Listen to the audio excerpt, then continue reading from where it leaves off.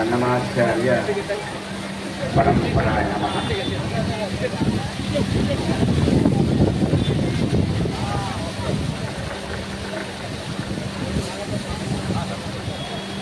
పరమ పవిత్రమైనటువంటి పుణ్యస్థలం తిరుమల క్షేత్రం. అటువంటి క్షేత్రంలో 32,000 సంకీర్తనలతో భగవత్ నామస్మరణతో పూజించబడినటువంటి అన్నమాచార్యులు వారు మన కడప జిల్లాలో పుట్టడం మహోన్నతమైనటువంటి జిల్లా, చేసినటువంటి ఒక పుణ్యం. ఇటువంటి కడపలో అన్నమాచార్య మూర్తిని ఇక్కడ ప్రతిష్ఠించి నిత్యం ఆయన్ని మూర్తిభవించినటువంటి ముఖారవిందాన్ని చూసి వెళ్ళేటువంటి వాళ్ళందరికీ ప్రతి ఒక్కరికి మంచే జరుగుతుంది.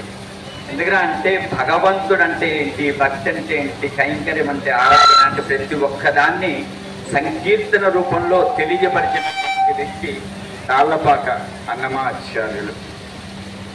అటువంటి ఈరోజు అన్నమాచార్య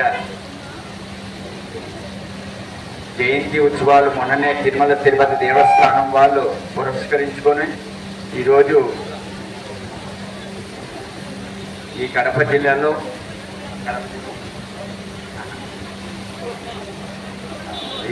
జిల్లాలో ఈరోజు ఉదయం పుష్పగిరి ప్రదక్షిణ, గిరి ప్రదక్షిణమైంది. ఈరోజు శోభాయాత్రతో, నామ సంకీర్తనతో, గోవిందనామ కోలాటాలతో తొలి గడపకు ప్రయాణం అవుతున్నాము. ఒక్కసారి ఆ భగవత్ నామస్మరణ పఠిస్తూ మనమందరూ ఏడుకొండల వాడ వెంకటరమణ గోవింద గోవింద, ఆపద్బాంధవ గోవింద గోవింద, అనాథ రక్షక గోవింద గోవింద, శ్రీనివాసమృత గోవింద గోవింద. అన్నమాచార్యులు ఉదయం సుప్రభాత సేవలో 4 సంకీర్తనలు గానం చేస్తూ భగవంతుని మేల్కొల్పు కైంకర్య ఆరాధన చేసేటువంటి, మధ్యాహ్నం కళ్యాణోత్సవంలో కన్యాదాన కైంకర్యం, రాత్రి పూట జరిగేటువంటి శయనోత్సవంలో శయన మండపంలో భోగ శ్రీనివాసమూర్తిని వేంచేపు చేసి 4 సంకీర్తనలు లాలి డోలా ఉయ్యాల ఆ కీర్తనలు గానం చేస్తూ అన్నమాచార్య నుంచి నేను 12వ తరం వారసులుగా ఈరోజు ఈ కడప జిల్లాలో అన్నమాచార్య ఈ సన్నిధిలో ఇక్కడ కూర్చొని నేను మీకు అందరికీ చూస్తున్నా అంటే మీరందరూ భాగ్యవంతులు.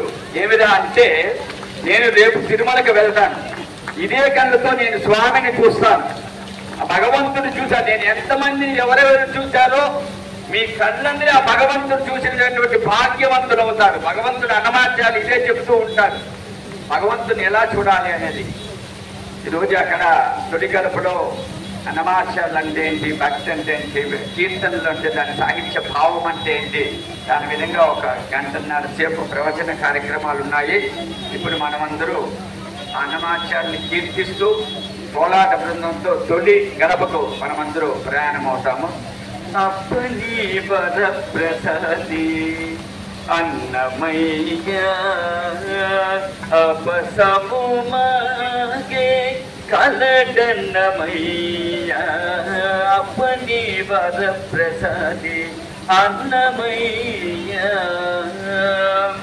అంతటికి ఏలికైనా ఆది నారాయణు తన అంతరంగాన నిలిపెను అన్నమయ్య, సంతసాన చెలువై సనగదనందనాడు అంతటి వాడు తలపగన్నమయ్య,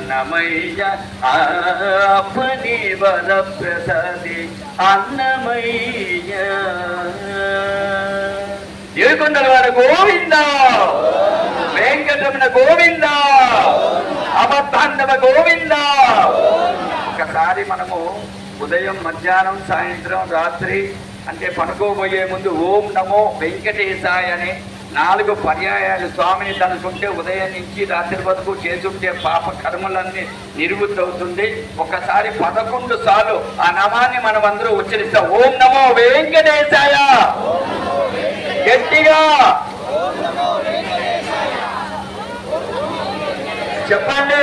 ఓం నమో వెంకటేశాయ, ఓం నమో వెంకటేశాయ, ఓం నమో వెంకటేశాయ. వెంకటేశాయ ఓం నమో వెంకటేశాయ ఓం నమో వెంకటేశాయ